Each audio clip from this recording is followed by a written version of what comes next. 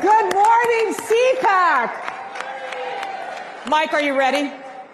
Oh, born for this. Okay, good. Let's go. I don't have a chainsaw for you. That's the only thing I couldn't get on the stage. Elon Musk came in with the present. As a Green Beret, I left the belt-fed machine gun at home. There you Thank go. God the Secret there you Service go. Secret Service. But you know okay. what? Maybe next time. Yeah, if you'd good. like. Yeah, but how are y'all doing this morning? Okay. So how amazing was it yesterday? Seriously.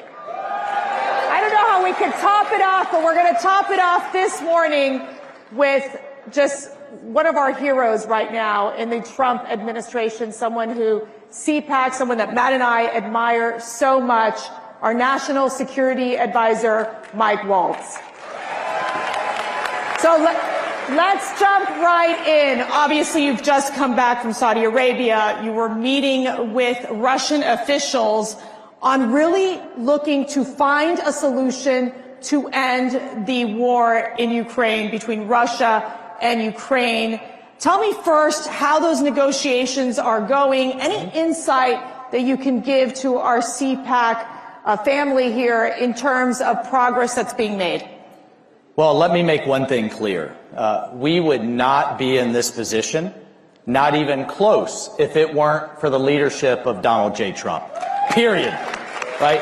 I had the honor of sitting in the Oval Office and listening to President Trump speak with President Putin of Russia and hearing both Putin and then immediately Zelensky both say only under President Trump's leadership, say this to him, and only he could drive an end to this war. So under Trump, this war will end.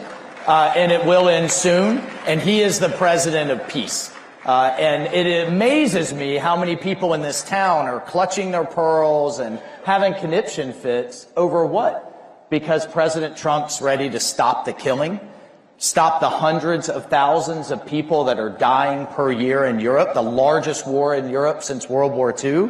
And you see the same voices that are demanding a ceasefire in Gaza post-October 7th, then what? Oppose peace in Europe? It makes no sense. But with his leadership, we've now opened negotiations. We're sitting down with our host, the Saudis, and talking to the Russians, understanding what they are going to need, and then understanding what the Ukrainians are going to need, talking to all of the Europeans. You can't end a war if you don't talk to both sides, and that's what we're doing.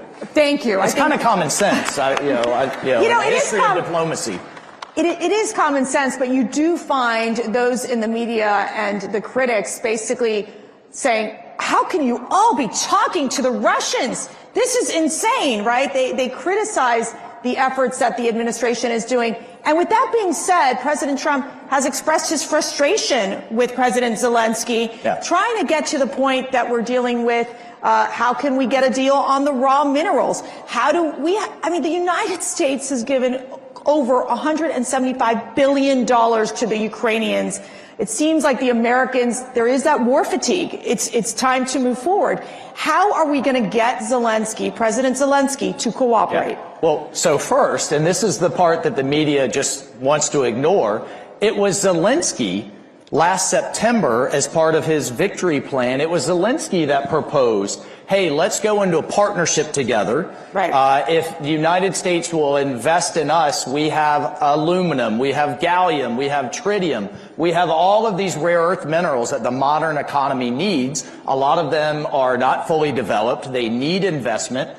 President Trump's a deal maker. And so now President Trump proposes the deal, and sent our Treasury Secretary all the way out to Kyiv to propose it, and then we get this rhetoric in the media. Well, look, here's the bottom line. President Zelensky is going to sign that deal. And you will see that in the very short term. And that is good for Ukraine. What better could you have for Ukraine than to be in an economic partnership with the United States, number one? What better could you have for Ukraine to stop the killing, number two? And you know what? We have an obligation to you all, the American taxpayer, to recoup the hundreds of billions of dollars that have been invested in this war. Because you know what? You know what Europe's contributions are? Europe's contributions are in the form of loans. And they're often paid back on the interest, by the interest on Russian assets that have been frozen. So Europe gets paid back, but the American people don't? I don't think so, right? And so that's the deal that we're putting in place that's good for everyone. And yes, you have to talk to the Russian side to understand how we're going to get both sides to the table. And that's what we're doing. Look, this is the common sense presidency. This is the presidency of peace. He's going to end the war in Europe. He is going to end the wars in the Middle East. He is going to reinvest the United States and our leadership in our own hemisphere, from the Arctic to the border to Panama, all the way down to our good friends in Argentina with Milei that you saw yesterday. And you know what? By the end of this all, we're going to have the Nobel Peace Prize sitting next to the name of Donald J. Trump. And who opposes peace? Like, I mean, how do the Democrats oppose peace? You bring up a great question, which is who opposes peace? Yet you've seen the European leaders under President Macron trying to bring the Europeans together in dealing with the Russian and Ukraine situation. They have been unable to move the ball forward. How are we going to bring our European leaders on board? Well, President, and all, the other narrative you have in the media is, well, we're not consulting with our allies in Europe. President Trump has talked to Macron twice last week. He's coming here Monday. The Prime Minister of Britain is coming here next Thursday. We are engaging all of our European allies, absolutely. The NATO Secretary General and I just spoke. You establish peace through strength. And we have been demanding that the Europeans step up and contribute to their own defense. And as of now, a third of our NATO allies still are not contributing the minimum, which is 2% of their GDP that they committed to a year ago, or I'm sorry, 10 years ago. So that's unacceptable. And if you know what, the Europeans want to take a bigger role in their own security, that falls in line with America First principles as far as I'm concerned, as far as President Trump's concerned. So, you know what? He's kind of rattled their cage a bit. And now they're saying, you know what? Suddenly they found more. And they're coming to the table with more. Fine by us. We've only been asking for over a decade now. Shifting gears here to Iran. We've got Ambassador Mark Wallace with us, basically one of the biggest fighters in terms of ensuring that we can see change in Iran and leading the efforts incredibly here in the United States and across the globe. But I've got to ask you right now, what is this maximum pressure campaign going to look like in terms of Iran? How are we going to stop Iran from exporting terrorism into Israel and killing innocent lives? Well, first, thank God that Prime Minister Netanyahu, that Bibi did not listen to the Biden team and did not listen to Kamala Harris. And as a result of his leadership and Israel's leadership, Hezbollah in Iran is now decimated. I mean, the pager, beeper, and walkie-talkie operation is going to go down in history. And as a Green Beret, I appreciate a good covert operation. That was one of the greatest ones in history. So you have Hezbollah largely decapitated. You have a real opening in Lebanon that you haven't had in a generation. You have Assad gone in Syria. You have the axis of terror from Iran all the way to threaten our partners, Israel, essentially disrupted, and we need to keep our foot on their neck in that regard. And then from a maximum pressure campaign, the president just signed that executive order returning to maximum pressure to start keeping a foot on the neck of the Iranian economy. And look, just a few years ago, we were seeing that all of Iran's proxies were out of cash, that the Houthis, Hezbollah, Hamas, the militias in Iraq, none of them had the funds and the cash to continue their terror. We're going to get back to those policies that work. But key to it all is that Iran can never have a nuclear weapon. No. And why does that matter to everyday Americans? Look, if Iran has a nuke, there is a real question of whether they're a rational actor. And they can take out our ally Israel. They can launch against the world. They will have that nuclear umbrella to launch these, all of these other attacks. They cannot have a nuclear weapon. And under President Trump's leadership, we will ensure that does not happen. Israel. We just got word from the Israeli Defense Forces that they have returned several bodies. This is the Bibas family, the two beautiful children, the redhead children, and what was supposed to be the body of Shara, the mother. Apparently, that doesn't seem to be the case. IDF is saying this is a serious violation of the ceasefire. What's your message, one, to the hostages, their families, from the United States, from President Trump? And two, how can we ensure that we bring all those hostages back home? My message, President Trump's message to those families is we are with you. His heart breaks and he is horrified by these scenes coming out. And if anyone thinks that Hamas is some type of quasi-benevolent, not so bad, kind of something less than the just despicable terrorists that they are, what more convincing do you need? Hamas is of the worst kinds of terrorist groups out there. They are no different than ISIS. They are no different than Al-Qaeda, and they absolutely must be destroyed. And only under his leadership, remember the Biden administration was trying to do some type of deal. They were obsessed with a ceasefire, but their approach was concession after concession after concession and putting more pressure on Israel than they did on Hamas. Only when President Trump came in and said, look, there will be all hell to pay, the credible threat that only he can deliver, did we see this deal come into place? Still under Biden. And we saw our people starting to come out, including 2 Americans, with more to go. So this is only happening because of this election. These are the kind of consequences this election has had.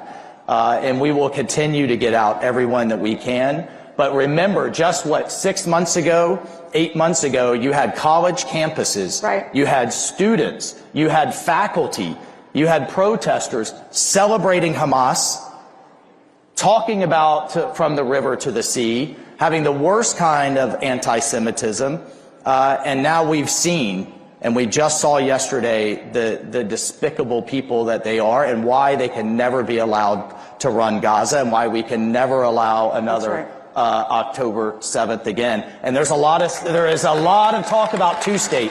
You know who doesn't want a two-state? Who will never allow a two-state? Hamas. And this is why they can never, they just cannot exist going forward. China is one of our biggest threats. We have seen how China has infiltrated our institutions, has brought fentanyl into the United States, has stolen our intellectual property, have basically made so many deals with many Latin American countries, African countries. They're trying to be strategic in ensuring that the U.S. does not get involved in some of these regions. This has significantly changed under President Trump. Walk us through how we're going to deal with this threat of China. Well, remember, President Trump is who pivoted us, pivoted the whole national security apparatus back in 2017 and 2018 to deal with the threat and the competition that China is. But he firmly believes we can win this economically, we can win this through our supply chains, we can win this through our markets and fair trade deals, and at the same time rebuilding our great military under, how about our Defense Secretary Pete Hegseth, right? Getting them focused on being the most lethal and most badass military in the world and projecting that strength.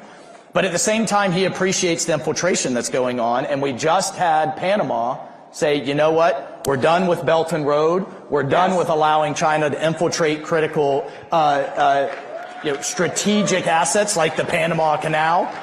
And again, it's only been a month, folks. Yeah, we've still got it. We told the president, you said, you know, you have a full 4 years. We don't have to get it all done in 4 weeks. And just final thing, because you mentioned fentanyl. We are going to unleash holy hell on the cartels. Enough is enough.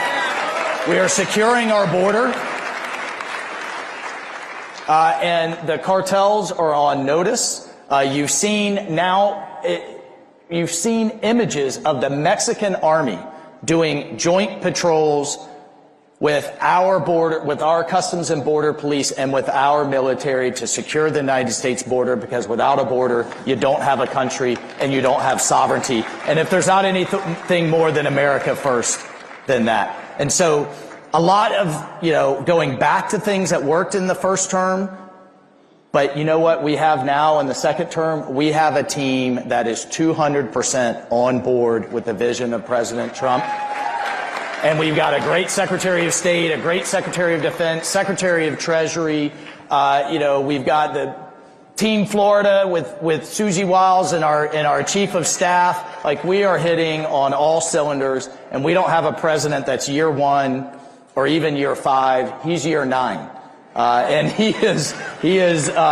we are building the rocket as we're launching it, and it's just been the honor of my lifetime to be a part of it. So I was going to ask you who can bench press more, Secretary Hegseth or Mike Waltz, but I'm going to skip that question.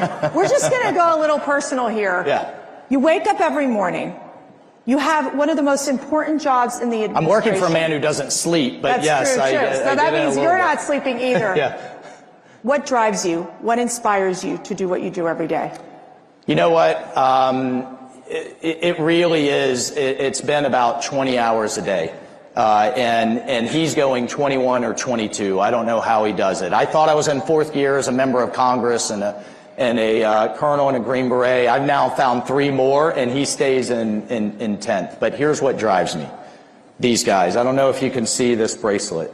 This is one of my Green Berets that I lost in combat. And every morning I get up, I look in the mirror, we get ready to go, and I tell myself to be worthy. Be worthy of their sacrifice. Be worthy of those Gold Star families. Be a citizen that is worthy of this blessing that we all wake up with, breathing free air in the greatest country on earth. But we got a glimpse the last 4 years of what the world and what the country would look like under progressive lack of leadership.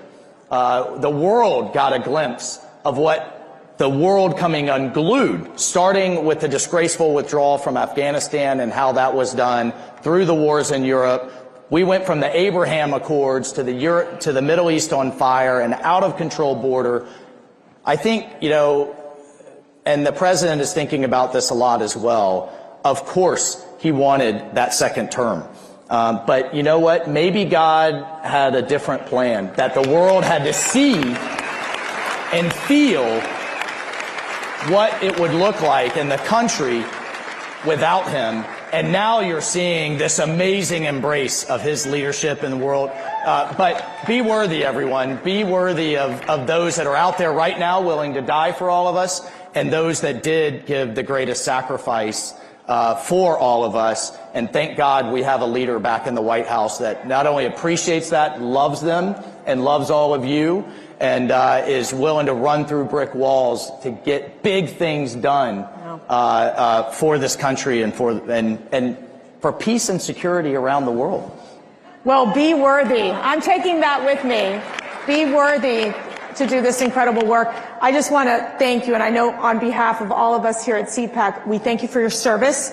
We thank you for your sacrifice. We thank you for supporting and giving advice to this great president and in serving in this administration. Ladies and gentlemen, our National Security Advisor, Mike Waltz. Thank you so much. Thank you, CPAC.